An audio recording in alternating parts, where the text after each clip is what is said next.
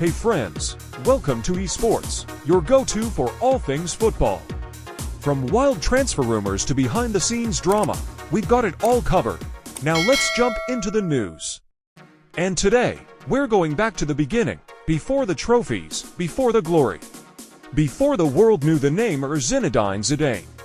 We're telling the story of a boy with no money, no spotlight. Just one broken pair of shoes, and a dream bigger than the streets he walked on. Zinedine Zidane was born in 1972 in La Castellana, a rough, working-class neighborhood on the edge of Marseille, France. His parents were Algerian immigrants. They had 5 children. No luxuries, no vacations, just survival. Zidane grew up surrounded by poverty, crime, and tension. But he also grew up with something else: football. There was a small concrete square between the apartment blocks, no grass, no goals, no refs, just chaos. But to young Zizou, it was everything. That was his pitch, his escape, his school. There's a story his first coach used to tell, one that defines the soul of Zidane. One day, Zinedine showed up to training with shoes so worn out, they barely held together. The sole was flapping, the fabric torn, his socks visible. His coach, Jean Varad, looked at him and said, "Zinedine, why don't you throw those away?" Zidane looked him dead in the eye and said, "Because I still have dreams to chase." That answer stuck. It wasn't just about football, it was about fire, it was about belief. Coach Varad didn't say anything, he simply went out the next day and bought Zidane a new pair of boots. They weren't flashy, but they were clean, whole, and full of silent promise, and Zinedine, he never forgot. From there, the rise was relentless. At 14, he joined Cannes. At 17, he made his professional debut. By 24, he was the most elegant midfielder in Europe. But Zidane never forgot those streets or those shoes. In 1998, he gave France its first ever World Cup, scoring twice in the final against Brazil. In 2000, he won the Euros. In 2002, he scored that volley for Real Madrid, one of the greatest goals in Champions League history. Then, as a coach, he delivered an impossible feat: 3 consecutive UCL titles with Real Madrid. But through it all, the headlines, the Ballon d'Or, the fame, he stayed grounded. Because he knew where he came from, and what it cost to rise above it. Let's talk numbers and legacy. 125 career goals as a midfielder, 108 caps for France. World Cup winner 1998, Euro winner 2000, Champions League winner 2002. Ballon d'Or 1998, FIFA World Player of the Year 3x. UCL winning coach, 3 years in a row. But Zidane's true greatness, it wasn't just in the goals he scored. It was in the silence, the class, the calm storm behind his eyes. He didn't scream, he didn't dance. He just moved, like poetry in motion. Today, Zidane is retired from coaching.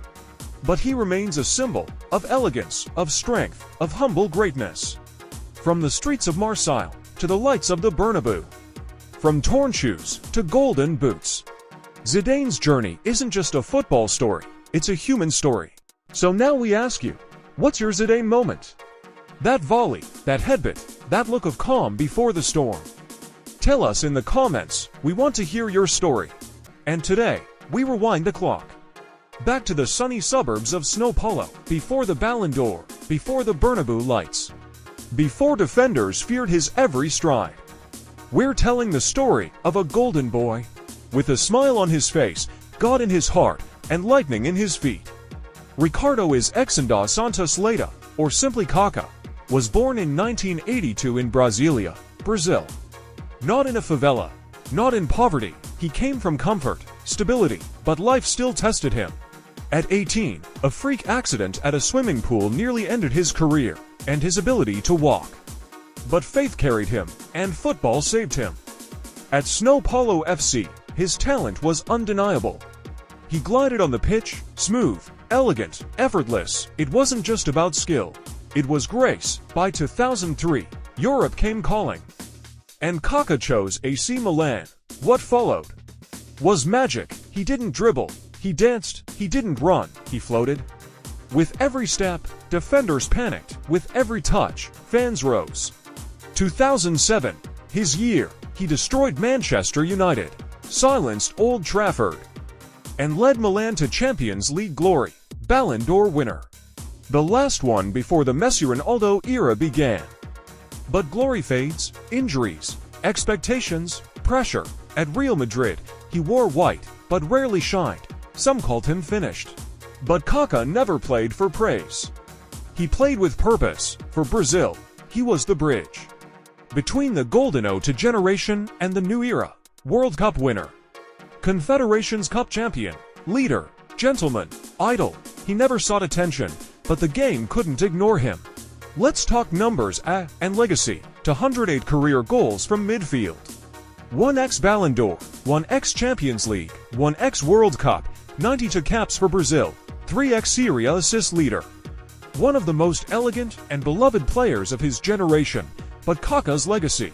It was never just about football. It was about faith, character, and playing with joy, even through pain. Today, Kaka is retired. But his smile still echoes, his grace still inspires. And his story still reminds us that greatness can be quiet. That elegance beats arrogance, and that belief in God, in self, in purpose, can move mountains. From the fields of São Paulo to the steps of the San Siro, from near paralysis to football's highest throne, this is Kaka. The man who moved like a whisper, but left thunder in his wake.